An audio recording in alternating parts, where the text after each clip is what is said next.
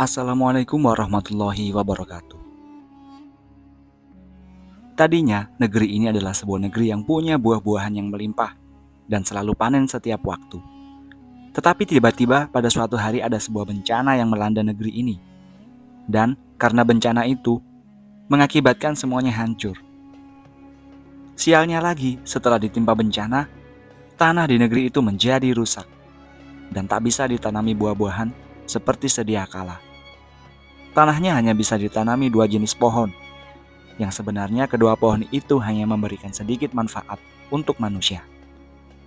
Hal ini menarik untuk dibahas, karena kisah dari negeri yang satu ini tercantum di dalam Al-Quran. Bahkan karena penting dan syarat akan hikmah, nama dari kerajaan ini dijadikan sebagai nama salah satu surat di Al-Quran. Penamaan negeri Sabah diambil dari nama seorang raja pertama yang berkuasa di kerajaan itu. Raja ini bernama Sabah bin Yazid bin Yasrib bin Qahtan. Diriwayatkan dari Farwah bin Muzaik al-Muradi berkata, setelah diturunkan surat Sabah, ada seorang yang bertanya kepada Rasulullah SAW. Dia bertanya, "Ya Rasulullah, apa itu Sabah? Apakah itu nama sebuah tempat ataukah nama seorang wanita?" Kemudian Rasulullah SAW menjawab, "Sabah bukanlah nama sebuah tempat dan juga bukan nama seorang wanita. Akan tetapi dia adalah nama seorang laki-laki yang memiliki 10 orang anak. 6 orang anaknya pergi ke arah Yaman, sedangkan 4 orang yang lain pergi menuju Syam. Adapun yang menempati wilayah Yaman adalah Madhij, Kindah, Al-Azd, Al-Ash'ariyun, Anmar, dan Himyar. Dan yang menempati wilayah Syam adalah Lakhm, Judham, Amilah, dan Ghassan." Hadis riwayat Ahmad nomor 2898. Ada sebuah riwayat ahli sejarah mengatakan, sebelum Balkis bertemu dengan Nabi Sulaiman alaihissalam, Balkis dan rakyatnya menyembah matahari sebagai tuhannya. Maka setelah Balkis bertemu Nabi Sulaiman alaihissalam, dia pun mengikuti syariat Nabi Sulaiman dan beriman kepada Allah Subhanahu wa taala. Setelah Balkis beriman dan tak lagi menjadi seorang penyembah matahari, banyak di antara rakyatnya yang juga ikut beriman. Mereka pun mulai meninggalkan matahari sebagai sesembahan dan hanya menyembah Allah Subhanahu wa taala sebagai Tuhannya. Setidaknya ada 4 rezeki besar yang Allah limpahkan ke negeri Sabah ini. Yang pertama adalah negeri Sabah memiliki udara yang sangat bersih dibandingkan dengan udara-udara di tempat lainnya. Bahkan karena bersihnya udara ini, bila ada orang yang sakit dan dibawa masuk ke negeri Sabah hanya untuk berdiam diri dan menghirup udara di sana, niscaya orang itu akan berangsur-angsur pulih. Karena kualitas udara di negeri Sabah tak hanya bersih, akan tetapi juga dapat menyembuhkan berbagai penyakit. Bila ada seseorang yang memiliki penyakit yang disebabkan oleh hewan seperti kutu atau penyakit kulit lainnya, kutu-kutu tersebut akan mati dan badan dari penderitanya akan menjadi bersih dari hewan tersebut. Yang kedua, karena memiliki kualitas udara yang sangat bersih, maka di negeri Sabah tak ada hewan-hewan seperti tikus, kalajengking, rayap, nyamuk, kutu, dan lain-lain. Bahkan bila hewan-hewan itu tak sengaja masuk ke negeri Sabah, maka mereka akan langsung mati. Yang ketiga adalah Allah Subhanahu wa taala memberikan rezeki berupa harta yang melimpah. Jadi, rakyat di negeri Sabah tidak ada yang miskin. Hampir semuanya adalah orang kaya raya. Sampai-sampai di negeri itu tidak ada kasus tindak kejahatan. Negeri Sabah terkenal sebagai negeri yang aman dan tentram. Yang keempat adalah negeri Sabah mempunyai hasil pertanian yang luar biasa. Di sana terdapat semua jenis buah-buahan dan sayur-sayuran yang bisa dipanen setiap hari.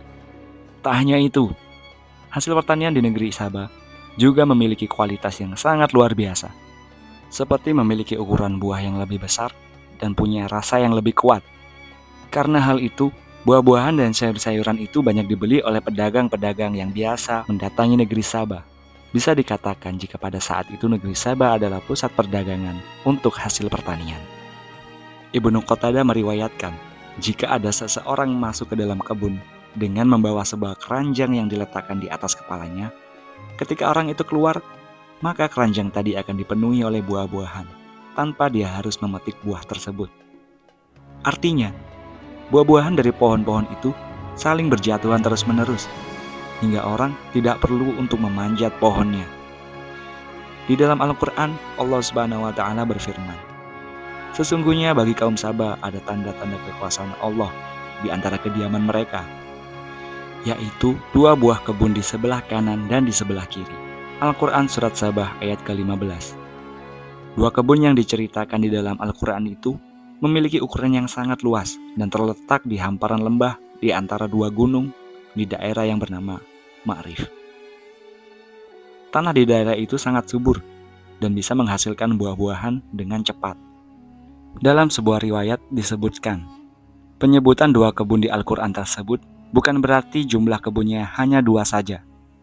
Akan tetapi yang dimaksud dengan 2 kebun adalah kebun-kebun yang berada di sebelah kiri dan kanan lembah tersebut, di mana jumlahnya sangat banyak, serta memiliki jenis buah dan sayur-sayuran yang sangat beragam. Diceritakan sebelumnya petani di negeri Sabah sering mengalami gagal panen, dikarenakan kurangnya pasokan air yang mengaliri sawah dan perkebunan mereka. Di negeri Sabah itu hanya ada 1 sumber air saja, yaitu sebuah sungai yang cukup besar yang mengalir di antara negeri Sabah. Akan tetapi masalahnya adalah aliran sungai tersebut sangat jauh dari perkebunan warga. Singkat cerita, akhirnya mereka berinisiatif untuk membuat sebuah sistem irigasi, di mana akhirnya mereka membuat sebuah bendungan besar di sungai tersebut. Bendungan ini bisa menampung volume air yang sangat banyak. Kini, bendungan itu terkenal dengan nama Bendungan Ma'arif atau Bendungan Arim. Bendungan itu berukuran panjang 620 meter, dengan lebar 60 meter dan tinggi 16 meter. Diperkirakan bendungan ini dibuat pada abad ke-7 atau ke-8 sebelum Masehi. Dalam beberapa kitab sejarah, disebutkan jika bendungan ini dibangun oleh Raja Sabah. Akan tetapi di dalam buku-buku tafsir, bendungan ini disebutkan dibangun oleh Ratu Balkis, karena pada saat itu masyarakatnya berebut soal air. Bahkan mereka pun sampai saling membunuh. Ratu Balkis pun berinisiatif untuk membuat sebuah bendungan sebagai solusi dari konflik di antara masyarakatnya. Dari bendungan inilah seluruh masalah perkebunan dan pertanian perlahan-lahan menghilang dan berubah menjadi kebun-kebun hijau yang memiliki hasil panen yang luar biasa. Banyak dan kami jadikan antara mereka dan antara negeri-negeri yang kami limpahkan berkat kepadanya beberapa negeri yang berdekatan, dan kami tetapkan antara negeri-negeri itu jarak-jarak perjalanan. Berjalanlah kamu di kota-kota itu pada malam hari dan siang hari dengan aman. Al-Quran Surat Sabah ayat ke-18. Menurut salah satu syekh, terjemahan dari ayat itu adalah, pada zaman dahulu, orang-orang negeri Sabah sering melakukan perjalanan ke Syam. Untuk menuju negeri Syam, hanya ada 1 jalan saja. Di kanan dan kiri jalanan tersebut, terdapat kebun buah yang berderet, di mana kebun-kebun itu dipenuhi oleh buah-buahan, sehingga setiap orang yang melakukan perjalanan, baik siang maupun malam hari, mereka tak perlu membawa bekal makanan ataupun minuman, karena mereka bisa mengambil dengan gratis semua buah-buahan yang ada di kebun tersebut. Bahkan, orang-orang juga diperbolehkan untuk minum dari aliran air yang ada di sekitar kebun tersebut. Dan keamanan di jalur ini pun sangat terjamin. Sungguh bagi kaum Sabah ada tanda kebesaran Tuhan di tempat kediaman mereka, yaitu 2 buah kebun di sebelah kanan dan di sebelah kiri. Makanlah olehmu dari rezeki yang dianugerahkan Tuhanmu dan bersyukurlah kepadanya. Negerimu adalah negeri yang baik, sedangkan Tuhanmu adalah Tuhan yang Maha Pengampun. Al-Quran Surat Sabah ayat ke-15. Singkat cerita, setelah mereka bertaubat dan bertauhid kepada Allah Subhanahu wa Ta'ala, perlahan-lahan mereka pun mulai terlena dan melupakan jika semua kenikmatan tersebut semuanya berasal dari Allah Subhanahu wa Ta'ala. Perlahan-lahan orang-orang dari kaum negeri Sabah mulai kembali ke agama nenek moyangnya, di mana mereka menyembah matahari dan bintang sebagai Tuhannya. Akan tetapi Allah Subhanahu wa Ta'ala tidak langsung menurunkan azab untuk memberi pelajaran kepada kaum negeri ini. Allah Subhanahu wa Ta'ala setidaknya mengutus sebanyak 13 nabi. Akan tetapi semua dari nabi-nabi itu didustakan oleh kaum negeri Sabah. Mereka tak mau kembali bertauhid kepada Allah Subhanahu wa Ta'ala. Dari sinilah murka Allah Subhanahu wa Ta'ala terjadi, di mana Allah menurunkan azab kepada kaum negeri Sabah. Maka kami datangkan kepada mereka banjir Al-Arim. Al-Quran Surat Sabah ayat ke-16. Ada dua versi tentang sebab hancurnya bendungan itu. Yang pertama, riwayat yang disebutkan oleh Ibnu Ashur. Bendungan itu rusak karena terjadi perang saudara di antara kaum negeri Sabah, sehingga mereka tak sempat untuk memperbaiki kerusakan yang terjadi di bendungan itu. Ada kemungkinan lain yang diriwayatkan oleh Ibnu Ashur, yaitu karena adanya musuh-musuh dari kaum negeri Sabah yang iri melihat kemakmuran kaum negeri Sabah. Maka mereka dengan sengaja merusak bendungan itu. Sedangkan penyebab yang kedua disebutkan di hampir seluruh buku-buku tafsir, jika sebab dari kehancuran bendungan itu adalah tikus-tikus yang mempunyai ukuran tubuh lebih besar daripada tikus pada umumnya. Diriwayatkan tikus ini memiliki ukuran tubuh hampir sebesar kucing. Allah Subhanahu wa Ta'ala mengutus tikus-tikus ini untuk menggerogoti bendungan itu hingga berlubang. Karena bendungan pada zaman dahulu bukanlah terbuat dari semen seperti zaman sekarang, melainkan bendungan itu dibuat dari bahan kayu, sehingga tikus-tikus itu dengan mudahnya menggerogoti hingga berlubang. Diperkirakan kehancuran bendungan itu terjadi sekitar tahun 542 Masehi, di mana volume air yang ditampung di sana akhirnya tumpah ke segala arah dan merusak apapun yang dilaluinya. Seluruh negeri Sabah pun porak-poranda akibat rusaknya bendungan Ma'arif, termasuk juga kebun-kebun mereka pun ikut hancur.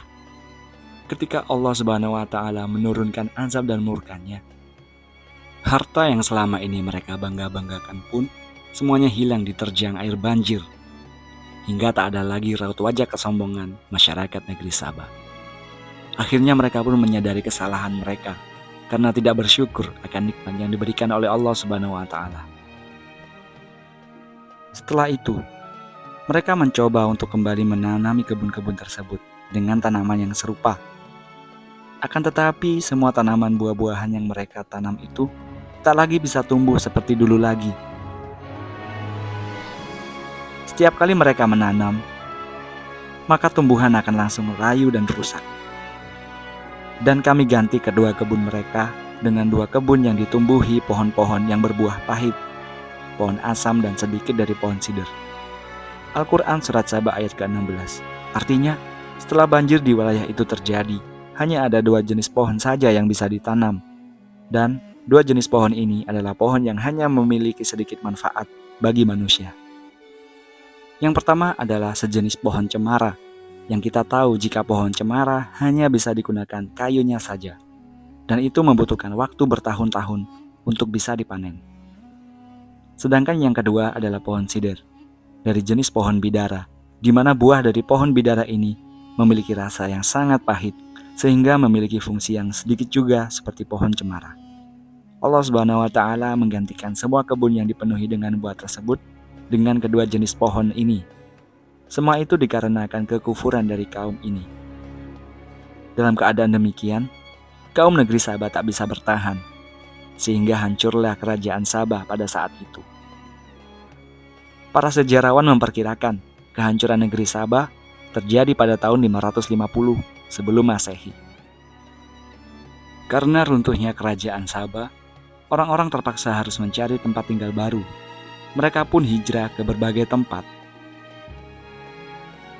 6 kabilah pergi ke Yaman, sedangkan 4 kabilah lainnya hijrah ke negeri Syam.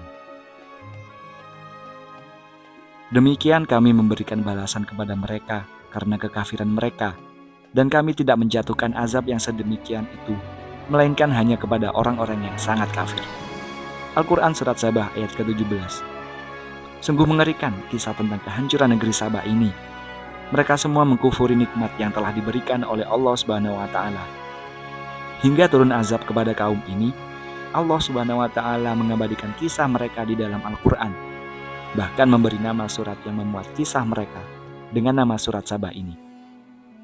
Hal ini menjadikan orang-orang terus mengingat dan bisa mengambil hikmah dari kisah runtuhnya negeri Sabah ini. Sesungguhnya pada yang demikian itu benar-benar terdapat tanda-tanda kekuasaan Allah bagi setiap orang yang sabar lagi bersyukur. Al-Quran Surat Saba ayat ke-19. Wallahu a'lam bishawab. Wassalamualaikum warahmatullahi wabarakatuh.